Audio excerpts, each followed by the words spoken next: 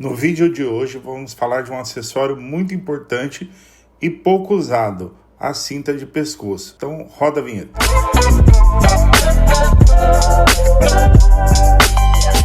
Fala galera, se você pilota drones, sabe que segurança e conforto são essenciais para uma boa experiência no voo.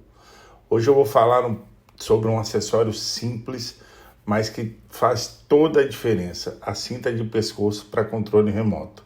Pode parecer um detalhe pequeno, mas essa cinta traz benefícios que vão melhorar muito o seu controle e evitar problemas durante o voo.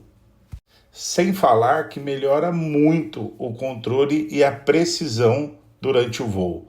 Com o controle mais estável e bem posicionado, seus movimentos ficam mais precisos, especialmente em manobras delicadas ou em filmagens cinematográficas.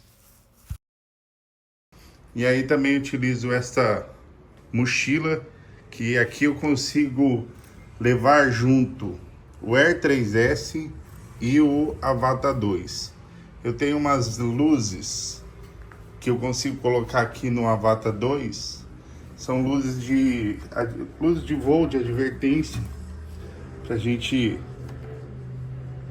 conseguir visualizar. Eu coloco essas luzes, uma de cada lado aqui no Avata 2. Elas ficam aqui. Muito bom. Muito boas luzes de advertência para voar à noite com a Avata 2.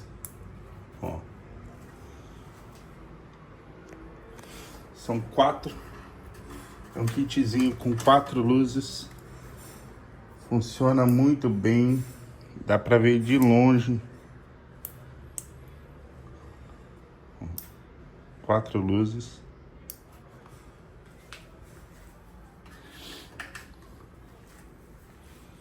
Pegar a última aqui.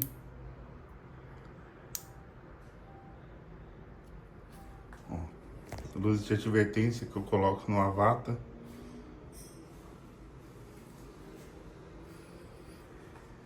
Essa cinta aqui é para o controle FPV, então ela tem uma ponta só. Ela tem só uma ponta. Essa aqui é diferente, ela tem 2 pontas, que ela vai embaixo. O seu controle tem um lugar certinho para colocar. Ela vai aqui embaixo. Pode parecer um detalhe pequeno, mas essa cinta traz benefícios que vão melhorar muito o seu controle e evitar problemas durante o voo. Se você quer mais segurança, conforto e precisão no seu voo, a cinta de pescoço é um acessório indispensável. E aí, você já usa uma? Conta aqui nos comentários. Não esquece de deixar o seu like, se inscrever no canal. A gente é um canal pequeno e o like ajuda muito, muito mesmo. Os comentários, então, nem se fala. Eu agradeço bastante. Obrigado por assistir.